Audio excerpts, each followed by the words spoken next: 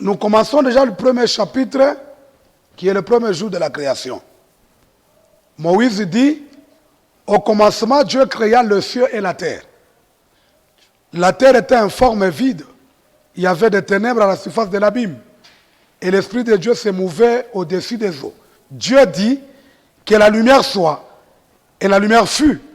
Dieu vit que la lumière était bonne, et Dieu sépara la lumière d'avec les ténèbres. Dieu appela la lumière jour, et il appela les ténèbres nuit. Ainsi, il y eut un soir, et il y eut un matin, ce fut le premier jour.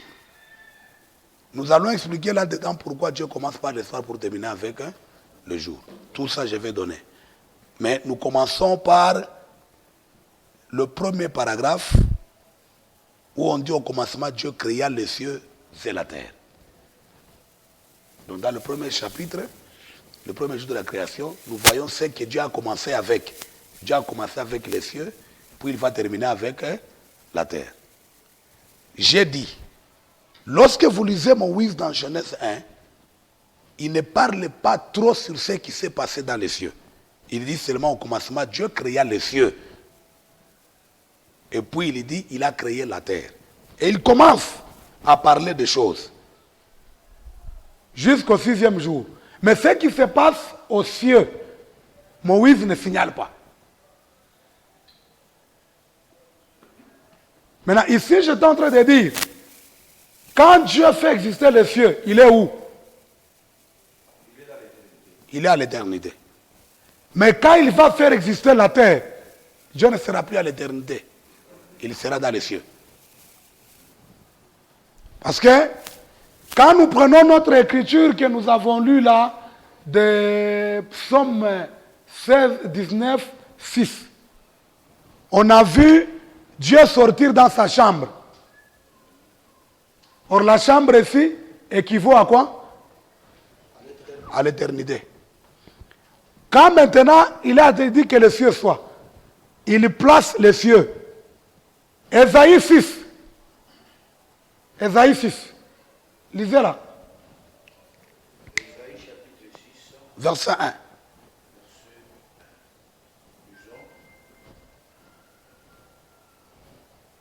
Prophétie d'Ésaïe, fils d'Amon, sur Juda et sur Jérusalem, au temps d'Osias, de Jonathan, d'Akaz, d'Ézéchias, roi de Juda. Oui. Cieux, écoutez, terre, prête l'oreille, Ok. car l'Éternel parle.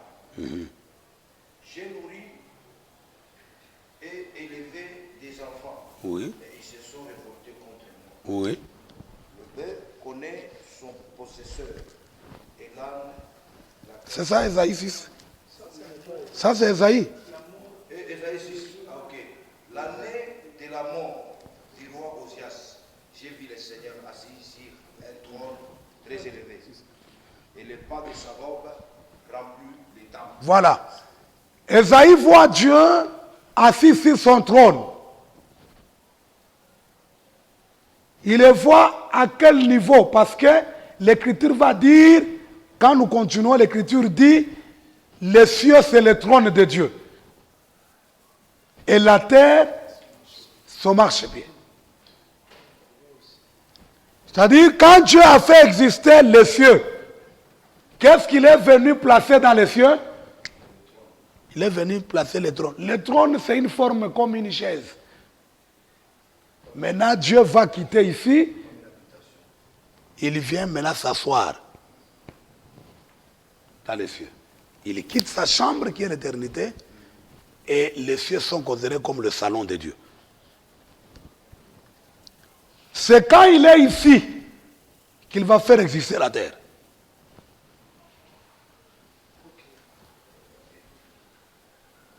Il a d'abord commencé par aménager ici.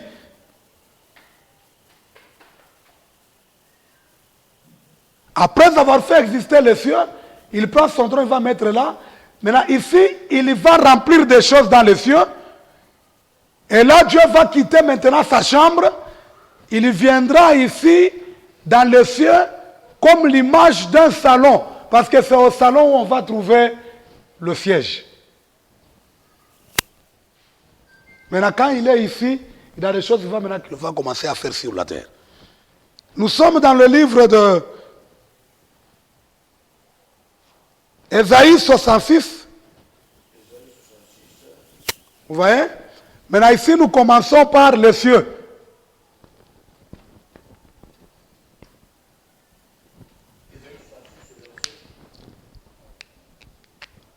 Pardon? Le ciel considéré comme le salon de Dieu, où il a placé son trône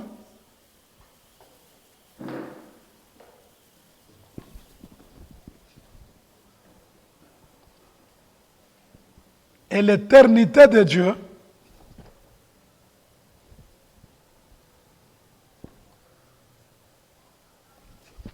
comme sa chambre. N'oubliez pas, nous sommes servis de l'écriture des psaumes 19, verset 6. Ésaïe 66, 1. Les cieux sont considérés comme le salon de Dieu, où il a placé son trône, et l'éternité de Dieu comme sa chambre. Ésaïe 66, 1, Psaume 115, 16.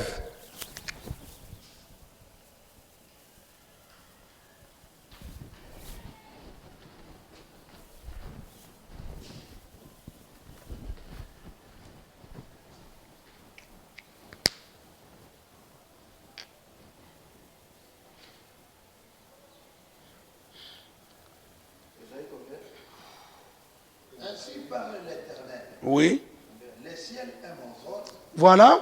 et la terre mon marchepied. Voilà. Le ciel est mon trône et la terre mon marchepied. 115. Ça est là.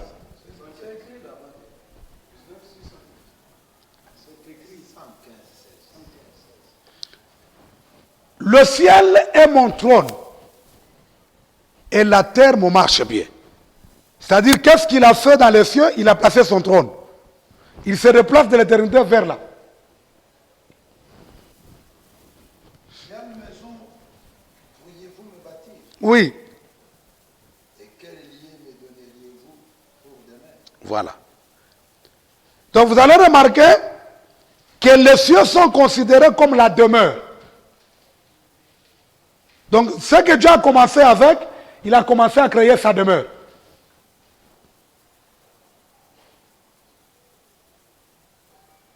Voilà pourquoi Jean 14, 1, Christ appelle les cieux comme la maison de son Père.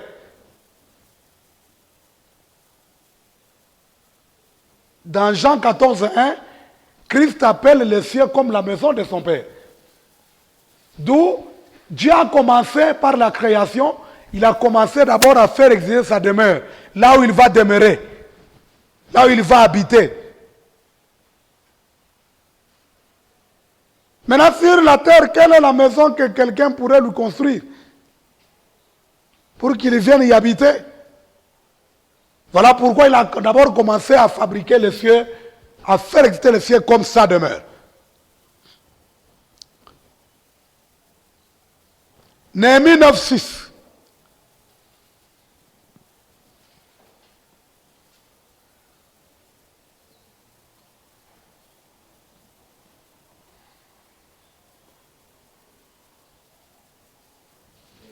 Chapitre 9, verset 6. C'est toi, Éternel, toi seul, Oui.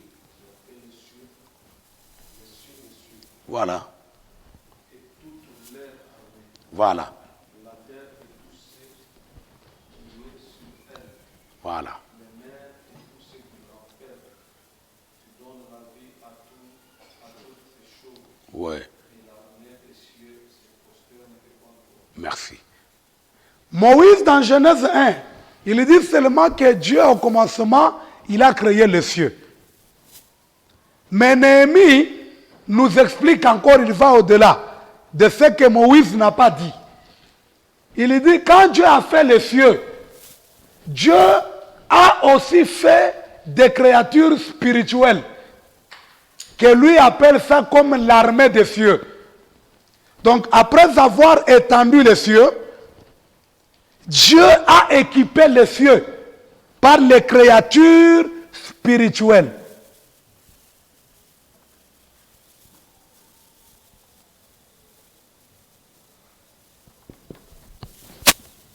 Que Néhémie appelle comme armée des cieux.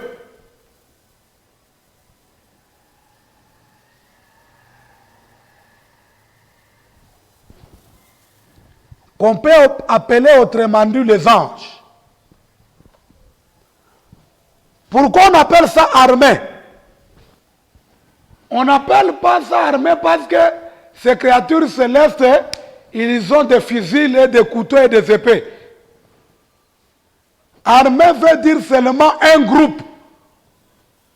Vous voyez quand l'Écriture dit dans Psaume que la femme qui annonce la bonne nouvelle, les femmes, les messagers de la bonne nouvelle sont une grande armée. Les porteuses de messages, les femmes qui sont messagères, l'Écriture les interprète comme une grande armée. Quand nous sommes à 10 à 20, on peut nous appeler l'armée. C'est un groupe. Ça n'a rien à faire d'abord des armes. Les anges ont des épées pour commencer à combattre. Non, on les appelle armées, armées comme groupe.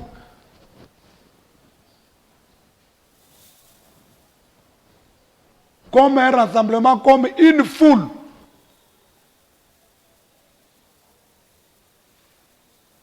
C'est que Dieu a équipé les cieux par des milliards et des milliards et des milliards d'anges, des créatures célestes.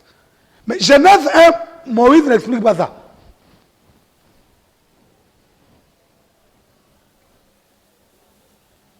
Après avoir étendu les cieux, considérés comme la demeure de Dieu, Dieu a équipé les cieux par des êtres spirituels. Et ces êtres spirituels-là, on les appelle les anges.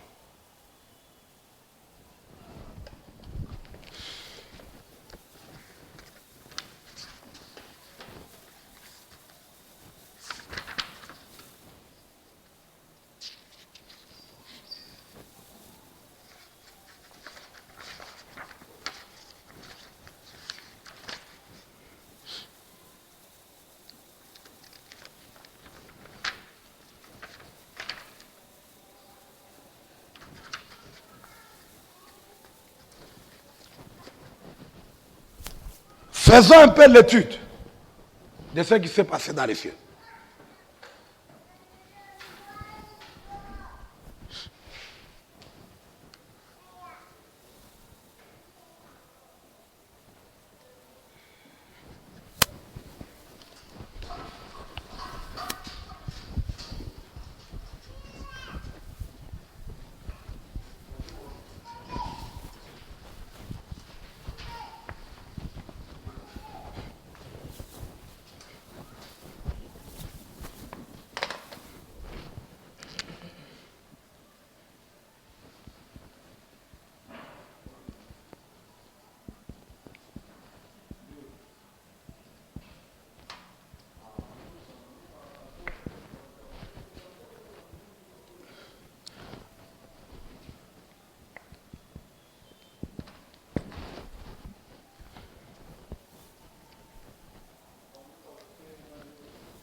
Premier occupant des cieux, c'est Dieu.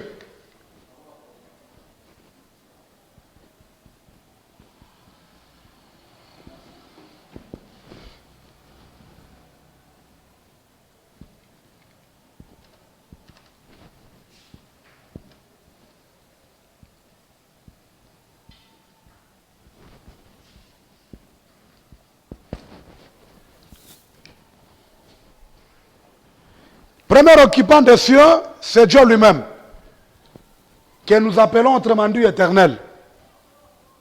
Éternel veut dire celui qui n'a ni commencement, ni fin.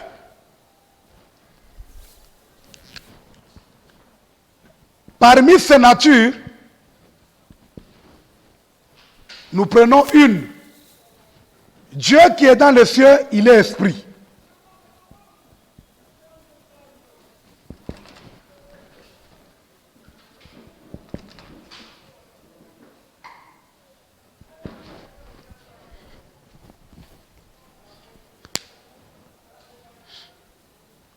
Donc quand nous disons que Dieu est esprit, ceci veut dire il n'a ni chair, il n'a ni d'os, il n'a ni de corps comme celui des êtres vivants.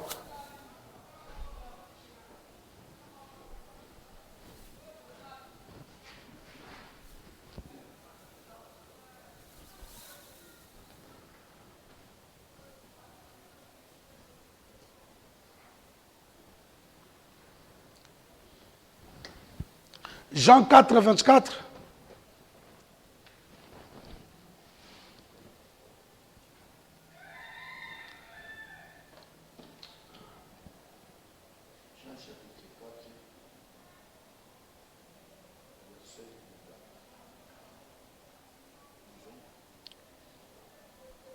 Oui. Dieu est esprit. Et il faut que ceux qui l'adorent, l'adorent en esprit et en vérité. Voilà. Dieu est esprit. Donc quand nous disons que Dieu est esprit, le Dieu habitant dans les cieux, quand il est esprit, c'est-à-dire, il n'a ni chair, il n'a ni os, il n'a pas de sang.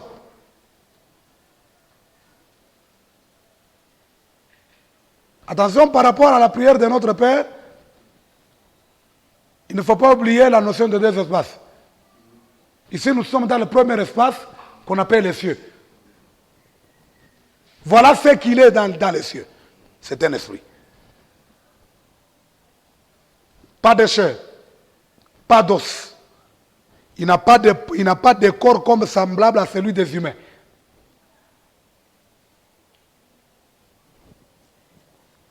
Et quand Dieu est appelé éternel, il n'a ni commencement, il n'a ni fin. Il est un esprit. Il n'a pas de chair, il n'a pas de sang, il n'a pas d'os, il n'a ni quoi que ce soit. À la manière dont Dieu se présente, c'est un souverain.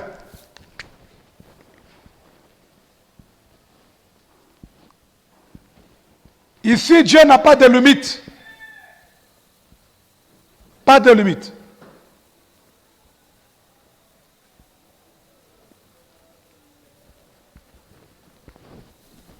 Il est souverain.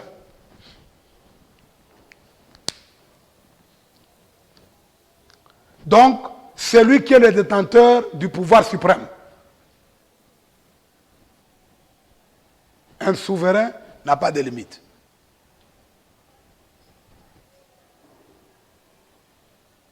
Voilà pourquoi Esaïe va nous signaler en disant, de la manière que les cieux sont élevés, les pensées de Dieu sont aussi élevées au-dessus de vos pensées.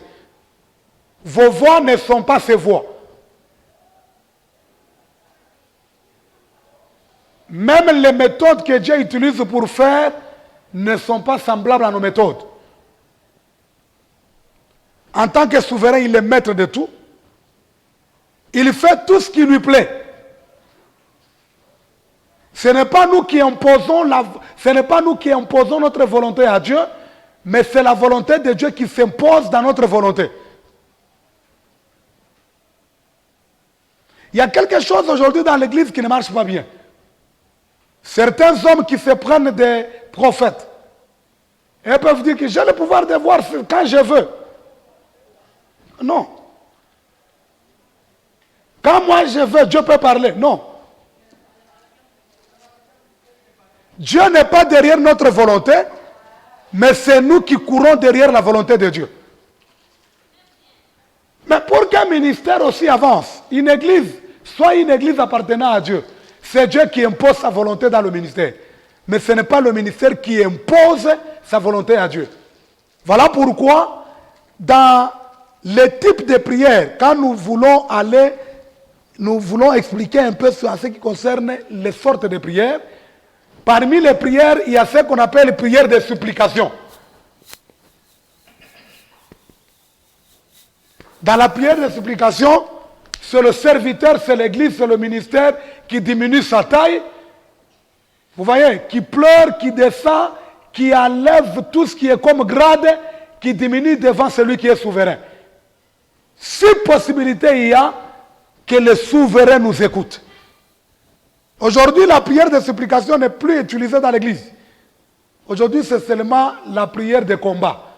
Je prends l'autorité. Je prends l'autorité. Je ne sais pas l'autorité était où il faut arracher, il faut prendre pour encore se déshabiller de l'autorité, demain encore pour prendre l'autorité. Donc à un certain moment, je prends l'autorité, je prends l'autorité. Mais la prière d'attitude, de s'humilier devant Dieu, il n'y en a plus.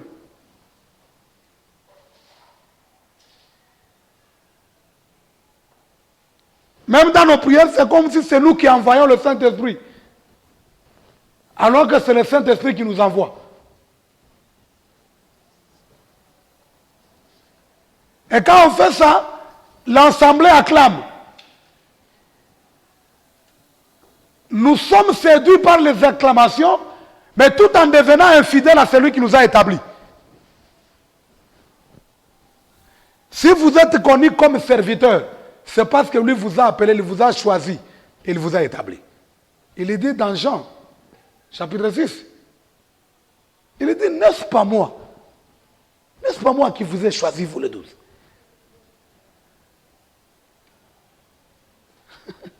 N'est-ce pas lui qui nous a choisis pour devenir ce que nous sommes devenus? Comme nous sommes emportés par la gloire, parce que le ministère actuel ne sait pas bien gérer la gloire. Parce que la gloire, en soi, quand elle arrive dans la vie d'un ministre, la gloire a un vent de chute. Si tu ne sais pas bien gérer la gloire, elle risque de t'emporter. C'est comme ça que la plupart d'hommes de Dieu, souvent certaines choses que nous posons devant l'Assemblée des saints, nous sommes emportés par la gloire. Pour que les gens comprennent combien de fois je suis puissant. Que les gens comprennent combien de fois, moi, le ciel, n'importe à quel, moi, je peux imposer ma volonté au ciel. Et on fait des choses, c'est l'Assemblée qui acclame. L'Assemblée peut acclamer, mais sache que tu es établi serviteur par celui qui est souverain. C'est comme ça qu'à un certain moment, du point de vue de la connaissance, Dieu va appeler Moïse de côté et lui dit, toi, tu n'entres plus. Regarde un peu la ville, elle est là. Toi, tu vas t'arrêter, cherche quelqu'un d'autre. Comme ça, présente-le devant l'Assemblée, toi ta course va terminer ici. Il a supplié maintenant Dieu. Dieu dit, frère, autrefois j'ai changé ma position, mais aujourd'hui je ne la change plus. Tu n'entres plus. Pourquoi? Regardez, la raison, ce n'est pas parce qu'il a frappé deux fois. Comme les gens prêchent, non. La raison est que Moïse n'a pas sanctifié le nom de l'Éternel. Il n'a pas pris ce nom-là, le mettre à sa place, pour que le nom soit vénéré par l'Assemblée. En disant, il a dit, moi et mon frère Aaron, venez vous, peuple rebelle, nous allons vous faire sortir de l'eau. Comme ça, l'eau va sortir, ici je suis dans la connaissance. Dans la connaissance, cette attitude, nous la condamnons. Et du point de vue doctrinal, nous tirons comme leçon, nous disons au ministère, faisons attention.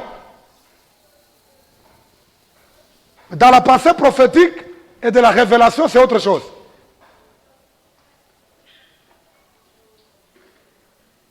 Il n'entre pas parce qu'il n'a pas seulement sanctifié le nom de l'Éternel. Et aujourd'hui, il y a certains des ministres.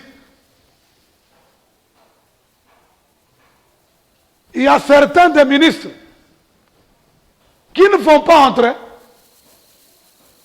Il y a certains des ministres qui ne vont pas atteindre le but parce que la manière de se présenter des ministères devant l'Assemblée, des fois le nom de l'Éternel n'est plus sanctifié. Aujourd'hui, on connaît plus le serviteur que le maître.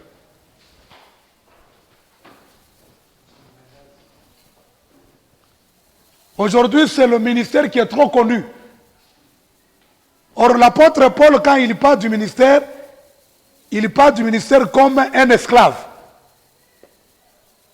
Parce que lui-même s'est présenté comme un prisonnier de Christ.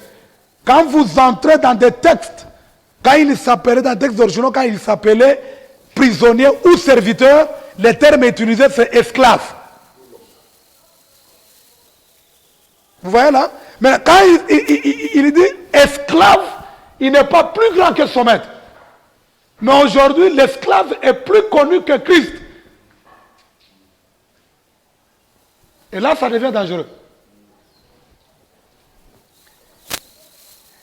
Dieu n'a pas de limite. Jérémie 23, 23. Jusqu'à 24.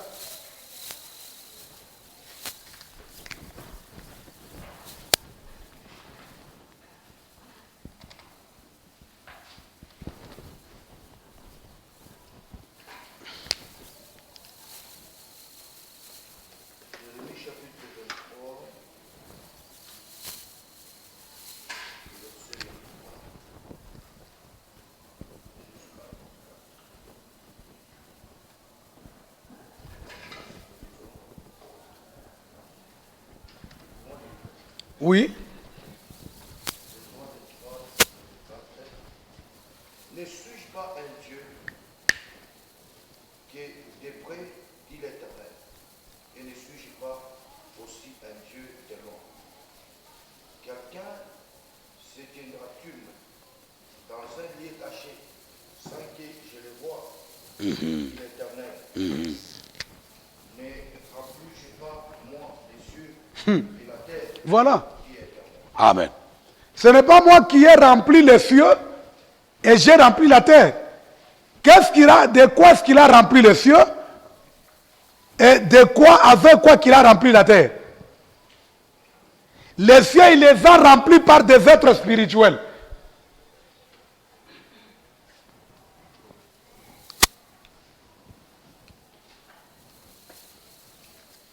Et la terre, il va remplir la terre avec les choses que Moïse va commencer à nous expliquer dans Genèse 1. Dans les cieux, il a dit, Dieu a seulement fait les cieux, il s'arrête. Mais le premier jour, Dieu créa. Deuxième jour, il créa. Les premières, deuxième, troisième, quatrième, les choses que Dieu a augmentées là, sont des choses physiques avec lesquelles il a rempli la terre. Mais dans les cieux, il a rempli avec des êtres spirituels. Job 38, 1, 7.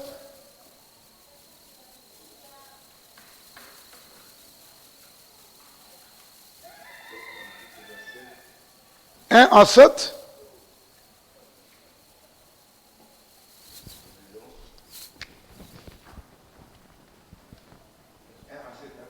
Oui.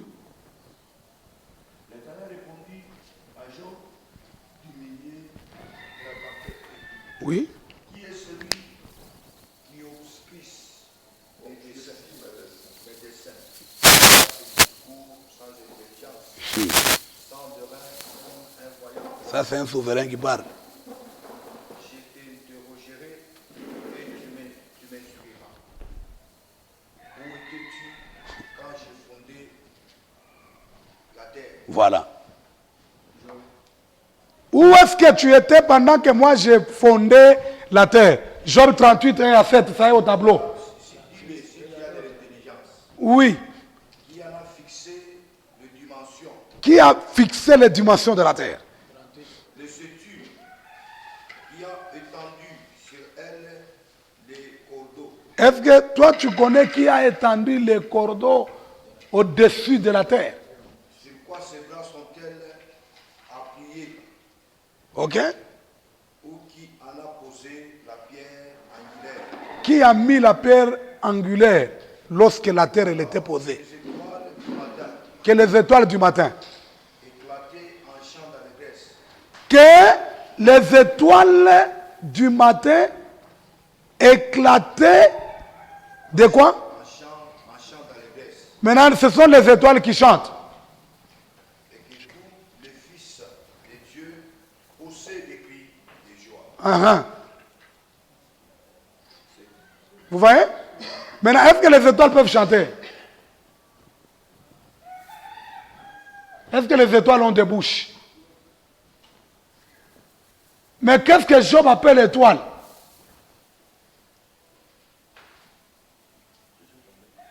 Vous voyez? Vous allez remarquer que c'est un terme. Mais qui n'a rien à faire avec dans la connaissance avec les étoiles ici.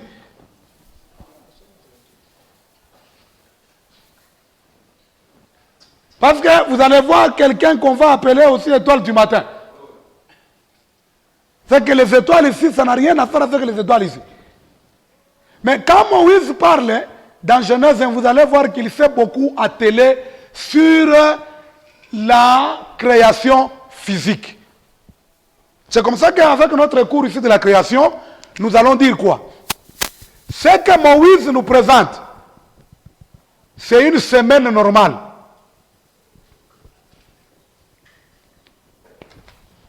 Où lui nous présente la création des choses physiques. Et puis, nous allons parler de la deuxième semaine, qui est une semaine prophétique.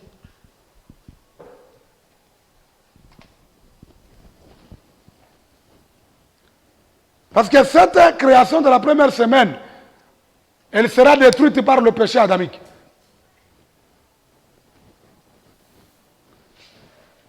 C'est comme ça que Dieu va recommencer la création. Et la création qu'il va recommencer, elle doit avoir le premier jour, deuxième jour, troisième jour, jusqu'au septième jour. C'est une semaine normale, ordinaire.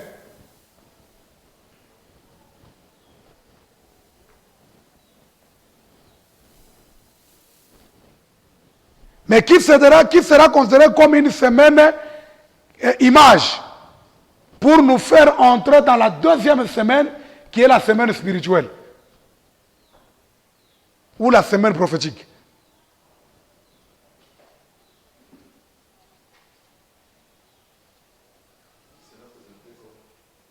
Une semaine spirituelle ou prophétique qui aura aussi 6 jours. Et le septième jour, qu'est-ce que Dieu va faire? Septième jour, qu'est-ce que Dieu va faire? Nous voyons Moïse là. Septième jour, Dieu va se reposer. Et ce jour sera appelé un jour saint. C'est comme ça, vous allez voir, quand Dieu va casser la première semaine, il va établir une deuxième. La deuxième, elle est prophétique, dont l'éternité sera le septième jour. Vous voyez?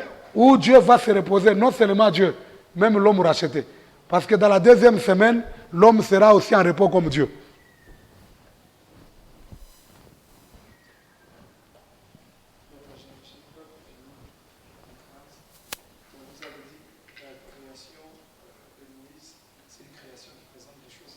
Oui, c'est une semaine ordinaire.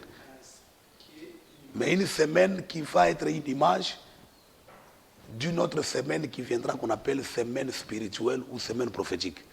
De la manière que la première semaine de Moïse avait 6 jours et le septième jour Dieu va se reposer, ainsi la deuxième doit avoir son premier jour et puis septième jour Dieu va se reposer. Pendant 6 jours l'homme doit être créé, tout ce qu'il fallait, tout doit être recréé.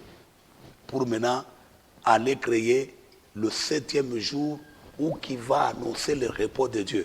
Non seulement c'est le repos de Dieu, aussi le repos du racheté. Donc quand nous allons arriver à l'éternité, ça sera le septième jour de la deuxième semaine. Nous allons voir.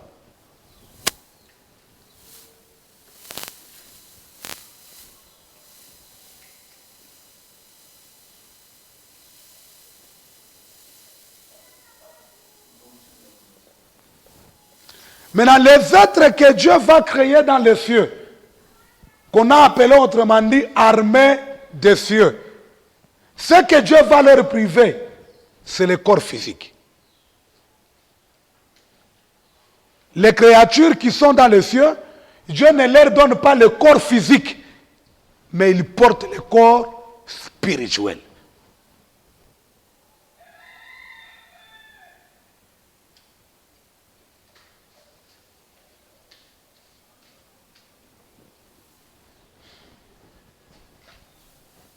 Quand vous prenez, vous lisez l'écriture de Matthieu 22, 28 à 30. Et quand vous prenez Hébreu, je crois chapitre 1, il parle des anges, c'est chapitre 1, verset 7, où il est en train de parler des anges qui sont comme des vents. Et il a fait de ses serviteurs comme des flammes de feu. C'est Hébreu 1. Matthieu 22, 28 à 30.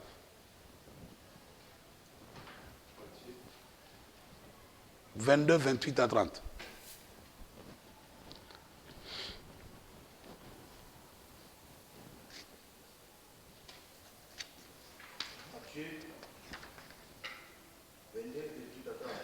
Oui.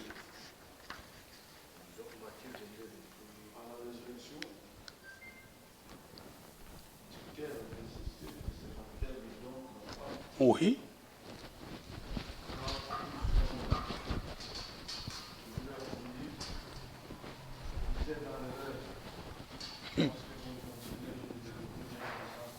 Oui.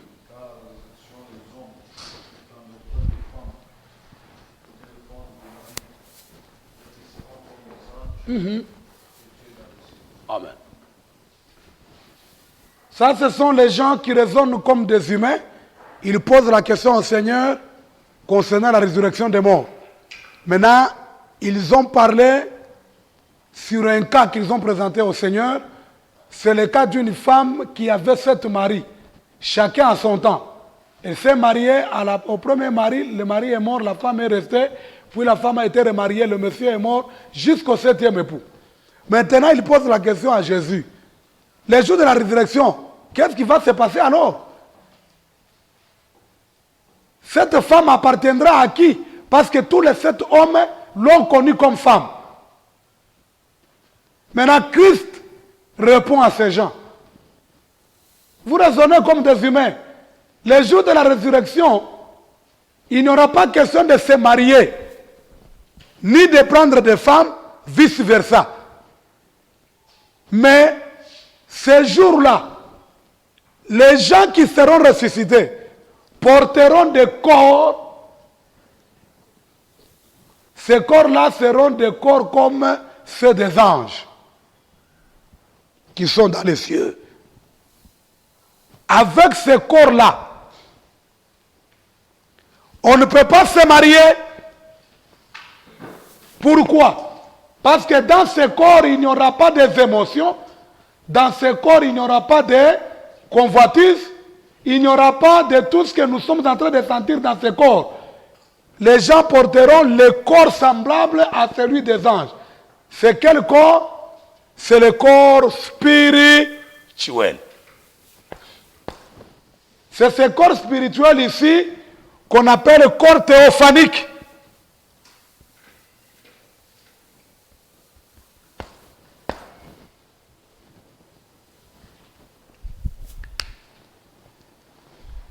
Voilà le corps que les anges portent aujourd'hui.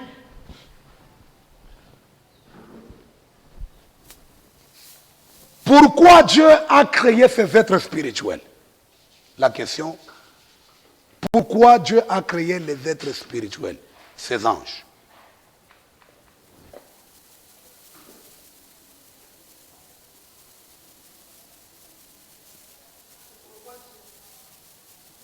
A créé les êtres spirituels, entre parenthèses les anges.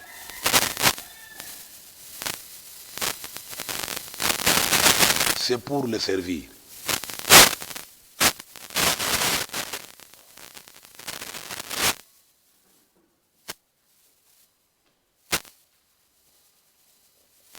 Psaume 103, 20 à 21.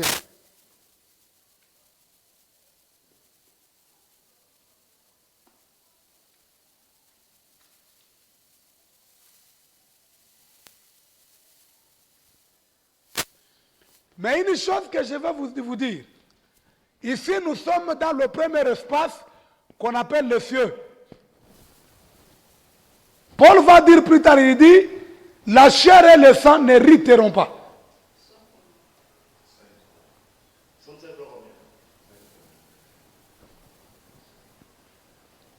Dans les cieux, il n'y a pas un humain. Dans les cieux, il n'y a pas quelqu'un qui porte une chair humaine. Il n'y a que les êtres qui sont spirituels. La raison pour laquelle Dieu les a créés, c'est pour le servir. C'est-à-dire, Dieu a créé ces êtres-là pour lui rendre un service.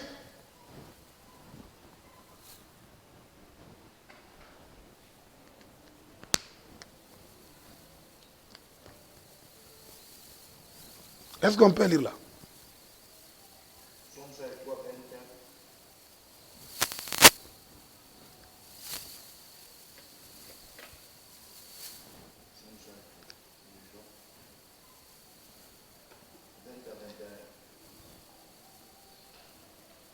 Bénissez l'Éternel, vous ses anges, qui êtes puissants en force et qui exécutent ses ordres en obéissant à la voix de sa parole. Voilà. Bénissez l'Éternel, vous toutes ses armées, Voilà. qui êtes ses serviteurs, Voilà. qui fait sa volonté. Voilà. Les anges obéissent à la voix de l'Éternel. Ils sont à son service. Il y a quelque chose que nous devons comprendre aujourd'hui qui entre dans le sacerdoce. Les gens ont mal compris le ministère des anges. Vous voyez? Si Dieu le permet, pendant que nous allons voir le ministère, nous allons à trop parler aussi sur le ministère des anges. Le travail que les anges font. Aujourd'hui, les gens sont dans des histoires parce qu'ils n'ont pas bien compris les Écritures. Ils ont des anges qu'eux peuvent envoyer. Les anges partent, ils exécutent et puis ils reviennent à leur service.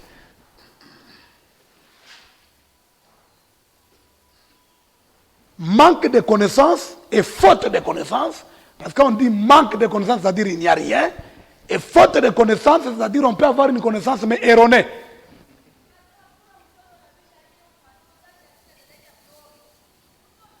Et avec cette hérésie, les gens sont au service des démons et certains gens, ils utilisent les démons croyant qu'ils utilisent les anges.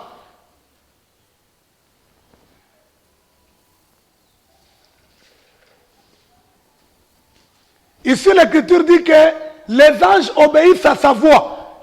Ils sont là pour rendre un service à Dieu. Maintenant, c'est comme ça qu'Hébreu va dire, et rendre un service à Dieu pour des hommes. C'est Dieu maintenant qui peut dire à un ange, va faire un service en faveur de mon serviteur. C'est comme ça que lorsque Pierre est attrapé, il est en prison. Luc, quand il écrit les actes des apôtres, il ne dit pas que l'Église faisait des prières aux anges. Mais l'Écriture dit que l'Église faisait des prières sans cesse à Dieu. Et dans leurs prières, personne n'a mentionné un ange. C'est Dieu maintenant, parce que les anges sont à son service, il va ordonner à un ange d'aller faire un service pour l'intérêt de Pierre. Et d'ailleurs, Pierre lui-même, tout ce qui s'est passé, il croyait que c'était une vision. Mais de l'autre côté, ils ont dit que c'est l'ange de Pierre.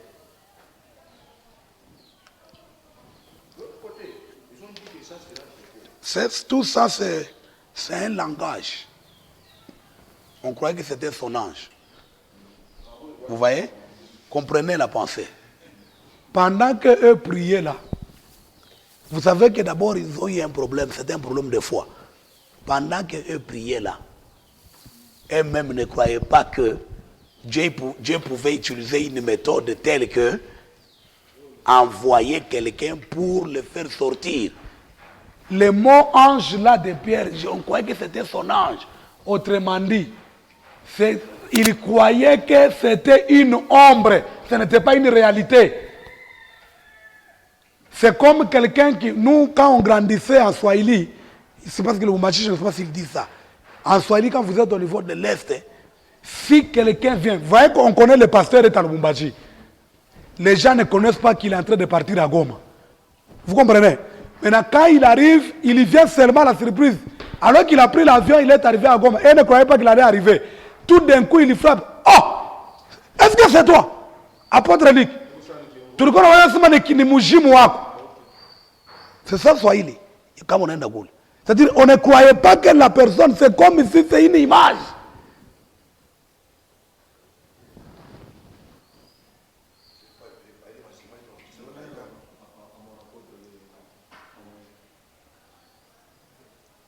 Vous voyez, révérend? C'est-à-dire, pendant que l'église priait là, la méthode que Dieu allait utiliser, elle ne savait pas.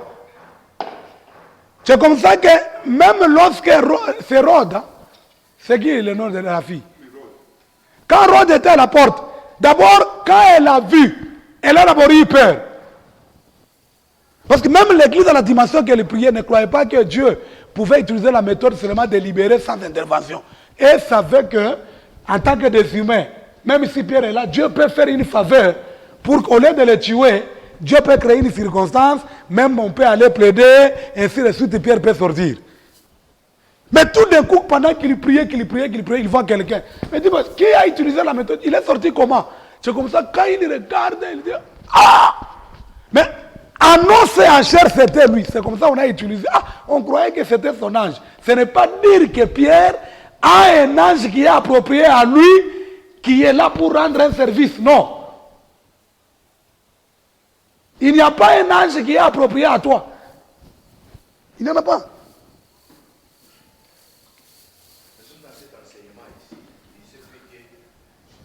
Comme Dieu a des milliards et des milliards, ça lui plaît si Dieu veut utiliser un ange.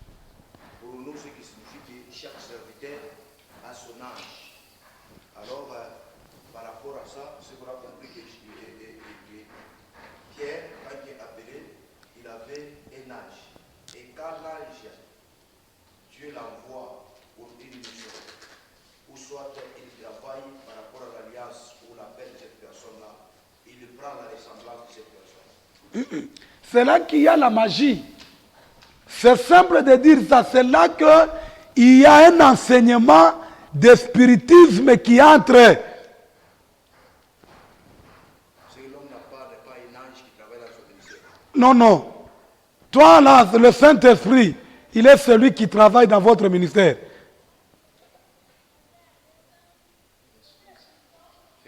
C'est poussé par l'Esprit que les hommes étaient en train de servir Dieu. Poussé par l'Esprit qu'ils ont écrit, poussé par l'Esprit qu'ils ont parlé de la part du Seigneur. Maintenant, Dieu, il est souverain. S'il veut voir, par exemple, le pasteur est là, Dieu est capable. Ça va?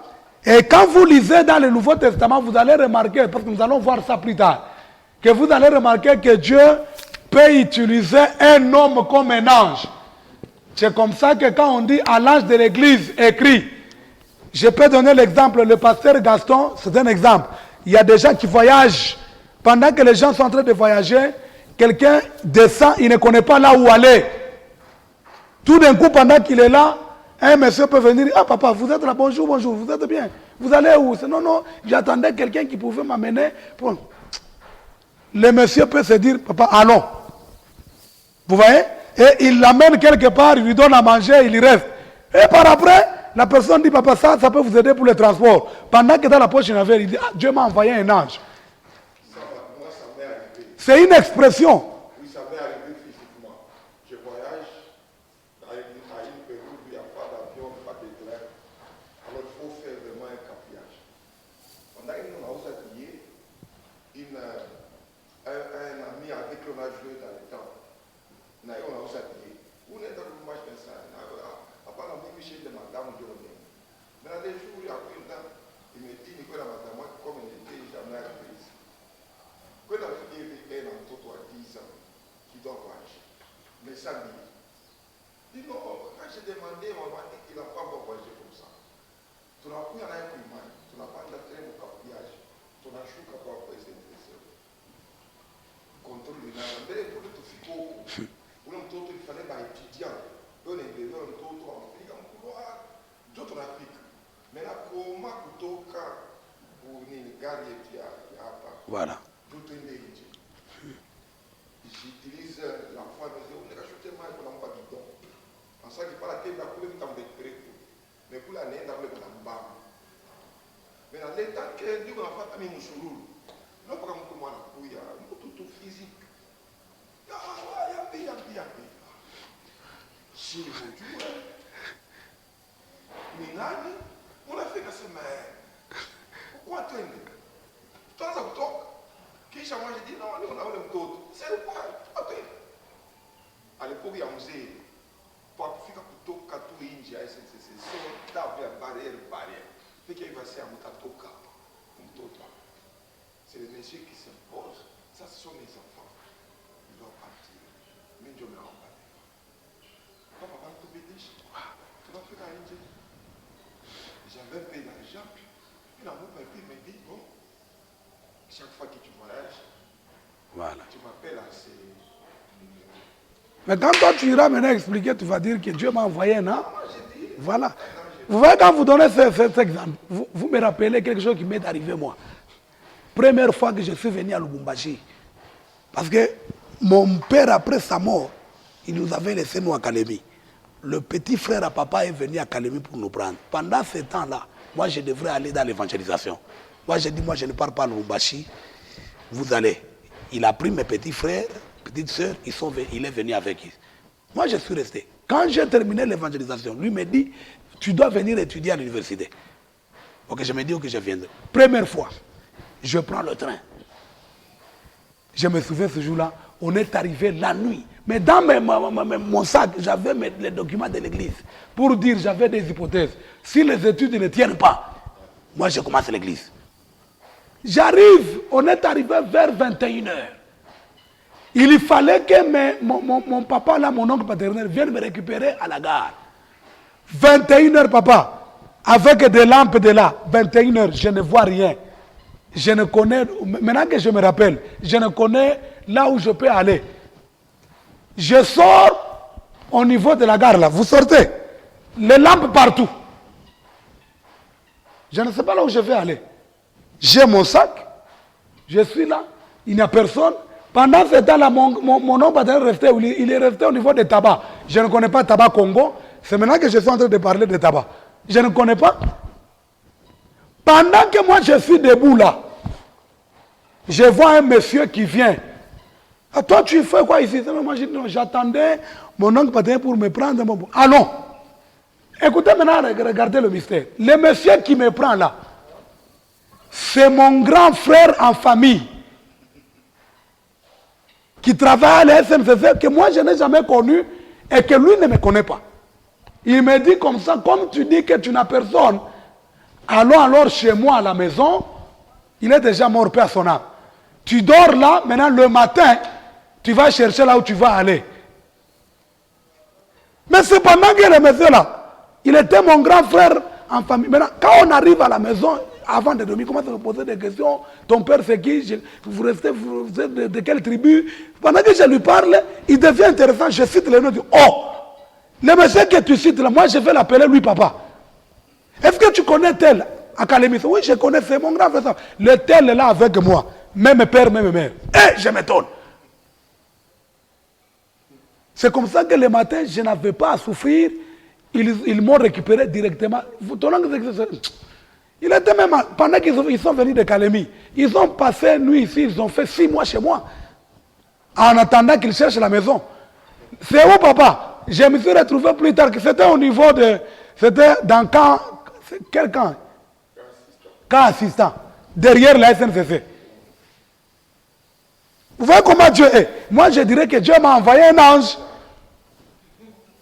Le mot ange qu'on utilisait, parce que les gens qui priaient ne croyaient pas que Dieu pouvait opérer, voir Pierre à 7 heures venir. Parce qu'ils savaient qu'il était dans la prison. Le voir, pour eux, ils n'ont pas cru que c'était un homme en chair et en os. Ils ont cru que c'était une image. C'était comme si c'était un songe, un rêve. C'est comme ça qu'ils ont dit, ah, je crois que c'était son ange. Non pour dire que Pierre a un ange spécial qui marchait avec lui, qui doit être à son image. C'est très simple. Je vous dis ici, nous sommes dans quel espace? Céleste. Mais dans l'espace terrestre, Dieu, quand il veut visiter, il ne doit plus, je voudrais déjà enseigner ça. C'est comme ça que quand l'ange quitte ici, comme Dieu les a adoptés de ces corps spirituels-là, il y avait il y a la capacité de Dieu qui est capable de rendre. C'est comme ça que on a vu Dieu venir chez Abraham avec 2 hommes. Vous voyez l'écriture? Dans le chapitre 18. On a vu 2 hommes. Et au milieu de ces gens-là, un autre homme, c'était lui l'Éternel. Dans le chapitre 19 de Genèse, on dit les 2 anges. Dans 18, ce sont 2 hommes. Dans 19, quand il arrive chez l'autre, on appelle les anges.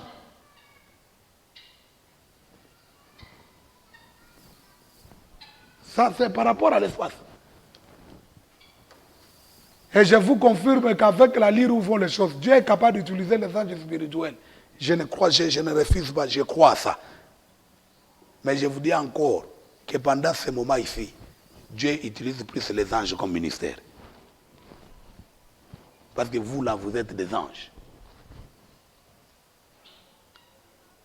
C'est comme ça qu'on dit à l'ange de l'église écrit. Ce n'est pas un ange spirituel, c'est ange comme un ministre. Oui, papa. J'avais une question là par rapport à ce qui est passé pour que tu parles de la quête durant une personne, il est à la maison. Il entend la voix.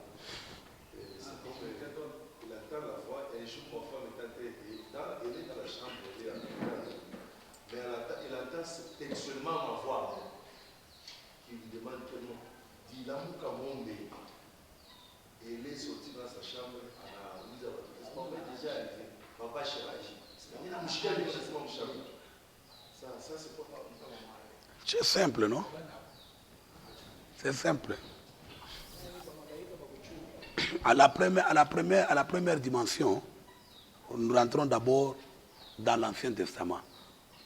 Quand Dieu appelle le frère Samuel pour le mettre au service, la première des choses, quand Dieu appelle, le Messie a identifié que la voix, c'était la voix du sacrificateur. Vous voyez?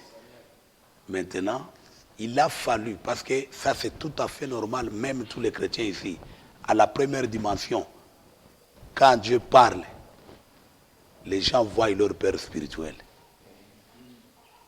Même des fois dans des songes, il peut voir son pasteur qui vient, il prie pour lui. C'est tout à fait normal. Parce que c'est la personne que Dieu établit. Parce que Dieu parle par le ministère. C'est comme ça qu'elle, en identifiant, pour ça, ça doit être que Dieu qui a compris, il entend ta voix là. Vous voyez, c'est parce que vous êtes son père par rapport à la foi. Maintenant, vous allez remarquer que c'est le père maintenant qui doit avoir le travail de faire différencier sa voix de la voix de Dieu. Maintenant, quand le sacrificateur récupère, il dit première fois, deuxième, c'est toi qui m'appelle, il a compris que ça doit être que Dieu qui l'appelle. Maintenant, quand tu entends encore une autre fois cette voix-là, dis Seigneur, parle, je suis là, moi, ton serviteur. Nous, des fois, ça nous fait du bien quand un chrétien te dit, je t'ai vu dans le songe, ça nous fait du bien. Papa, j'ai vu quand tu as prié seulement, quand tu voyais les situations, c'était décanté. Vous voyez? Parce que c'est tout à fait normal, parce que c'est vous que Dieu établit comme serviteur là. C'est vous qui êtes l'ange. Et il doit sincèrement entendre ou voir dans la vision, dans des songes, toujours le visage de qui, papa? De son père spirituel, dans la foi. C'est tout à fait normal. Maintenant, vous là, en tant que ministre, nous devons maintenant, chaque fois que nous enseignons, nous devons aussi à un certain niveau maintenant, enseigner à l'église comment différencier la voix de Dieu de ta voix. Oui. Qui ne vous voit plus, oui, je termine. Qui ne vous voit plus, vous. Maintenant, le jour que vous, le pasteur, vous allez mourir. Vous voyez? Maintenant qu'il commence à vous voir dans des anges, dans l'église, où analala nilimwona papa, unanilala nilimwona papa. Kama hakuna neema, mnaingiza kitu kia sasa. Na mwingine mwenye kama hakuna enseignement atapita mbio sana, anaanza kunengania watu.